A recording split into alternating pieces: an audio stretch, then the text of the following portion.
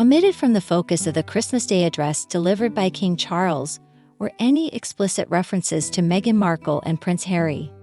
Instead, the speech centered around themes of service and goodwill, warmly acknowledging the presence of Kate Middleton and the Queen.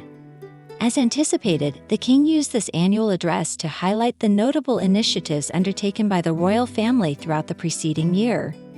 Notably absent from his discourse were any mentions of his estranged son, Prince Harry and Meghan Markle, perceived by some as having a self-centered disposition. Was this exclusion a deliberate snub? The argument against it suggests otherwise. In the context of the speech, their absence was not an act of intentional disregard.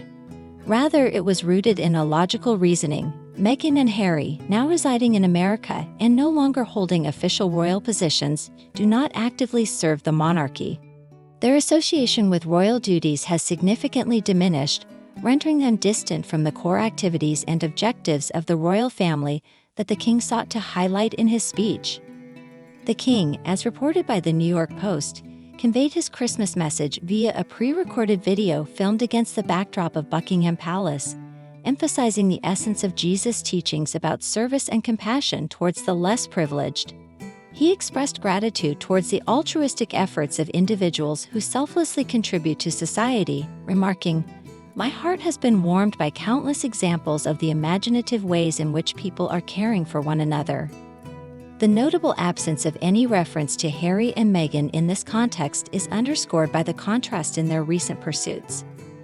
While the King extolled the virtues of selfless service, the actions and public declarations made by Harry and Meghan appeared more self-centric and less aligned with the ethos of charitable service espoused by the monarchy. This disparity in focus and intent between the King's message and the actions of the estranged couple further emphasizes why their inclusion in the speech might have been incongruous. Criticism directed at King Charles regarding his handling of the situation involving Harry and Meghan underscores the delicate balance he seeks to maintain. Acknowledging them in his speech might have elicited backlash, diverting attention from the substantive work carried out by the rest of the royal family for the people. The King has consistently voiced his discontent when familial issues overshadow the critical endeavors pursued for the betterment of the nation. This Christmas speech marked only the second such address since King Charles ascended the throne following Queen Elizabeth's passing. Notably, it was the first speech delivered since his official coronation in May, emphasizing the King's commitment to confronting climate change as a pivotal aspect of his reign. His impassioned dedication to environmental causes has been a long-standing commitment, recently underscored during the COP26 summit, where he urged global leaders to prioritize the urgent need to safeguard the planet. The King's unwavering stance on environmental issues is commendable, given the widespread reluctance of many to confront the pressing realities of climate change. His actions align with his words, epitomized by the sustainable tree featured in his Christmas speech, adorned with eco-friendly decorations. Unlike the perceived hypocrisy of Harry and Meghan, who advocate for environmental conservation while engaging in practices deemed contradictory, the King leads by example. Amidst the address, a video montage showcased key moments from the past year, including the King's symbolic tree planting in Kenya during a significant visit alongside Queen Camilla to a Commonwealth country. While the visit received acclaim, it also drew criticism from some quarters, suggesting that the King's acknowledgement of Kenya's colonial history fell short of a formal apology. However, differing opinions exist regarding the efficacy of apologies and reparations in addressing historical injustices. The acknowledgement of the painful past experienced by Kenyans by King Charles was a significant moment. However, some pondered whether he could have taken it a step further by issuing an official apology. While it seemed plausible, there was an understanding that it might have been politically risky to do so. According to reports from the New York Post, the King's Christmas message included footage from his coronation, emphasizing his commitment to serving rather than being served, a principle he shares with his mother. Both prioritize aiding the people of the UK and the Commonwealth, emphasizing their selfless dedication. This commitment was further highlighted by showcasing Prince William and Catherine, along with their children, engaging in community service after the coronation. It was evident that they cherished their service-oriented life, passing on this ethos to their children. Notably, Prince Harry was absent from this footage, which seemed fitting given his independent presence at the event. His last-minute attendance, seated distantly, and his past contentious writings, especially about his family, likely influenced this exclusion. King Charles also addressed global issues, citing tragic conflicts like those in Ukraine and the Israel-Hamas conflict.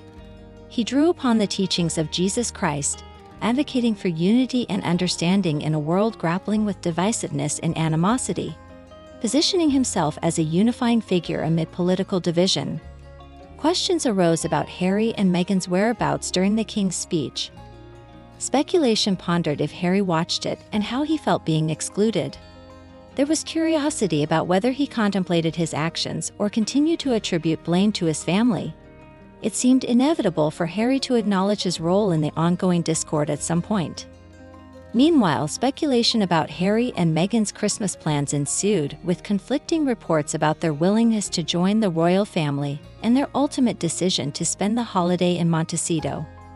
Details about their activities remained sparse, leading to assumptions and hopes that their children weren't isolated from their extended family. Comparisons were drawn between the joyful gatherings of other royal children and the potential isolation of Harry and Meghan's kids. Concerns were expressed about the impact of keeping their children away from their family, raising questions about their reasons and whether privacy was a valid excuse for such detachment. The public attention and behavior of Harry and Meghan when it comes to publicity are subjects of considerable discussion. A prevailing belief speculates that the reason for their reluctance to showcase their children or facilitate family interactions is the sheer possibility that their kids might not even exist. However, assuming their existence, another conjecture suggests that they might be avoiding displaying their children to contrast with William and Catherine, perhaps attempting to portray the latter as irresponsible parents for being more public with their children. However, it's crucial to note that William and Catherine's presentation of their children to the public is modest and aligns with the public's curiosity about the succession lineage, a lineage that Harry and Meghan's kids also belong to. The refusal to reveal the children contrasts with Meghan's earlier actions when she took photos of Charlotte, which invades the privacy of other people's children, raising questions about her stance on privacy and public exposure. Steering away from the mentioned couple, the focus shifts to the Christmas traditions, particularly the family walk to church on Christmas morning. Catherine's appearance garnered attention for her stunning look in royal blue, which complemented her impeccably. Little Charlotte in her olive green coat exuded an air of maturity, further emphasized by the charming braid in her hair. The attire choices of Camilla, Princess Anne, and King Charles, primarily in neutral tones, brought up a comparison with Meghan's prior claim of having to wear such colors to avoid outshining others, a narrative that seemed unfounded, considering the royals' attire. Despite this, Camilla, Anne, and the others appeared elegant. Princess Anne's choice of hats, particularly with feathers, showcased her unique style. Additionally, Sophie, the Duchess of Edinburgh, was adorned in neutral shades, displaying her timeless elegance and regality, making her a likely source of advice within the royal circle. Sophie's wisdom could have possibly helped Meghan had she been receptive. The youngest members of the family, Prince Louis and Mia Tyndall, radiated charm and innocence during the walk, with Louis's playful demeanor and Mia's watchful presence. The Tyndall family, alongside Zara and Mike, presented a picture of grace and togetherness. The joyous atmosphere among the family members was palpable as they interacted with well-wishers, exhibiting genuine happiness rather than asserting privacy concerns.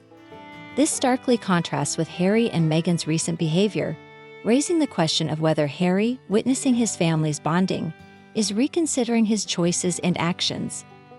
While Meghan's arrogance might blind her to self-reflection, it's hoped that Harry might be contemplating his decisions, realizing the significance of family moments from which he is now excluded.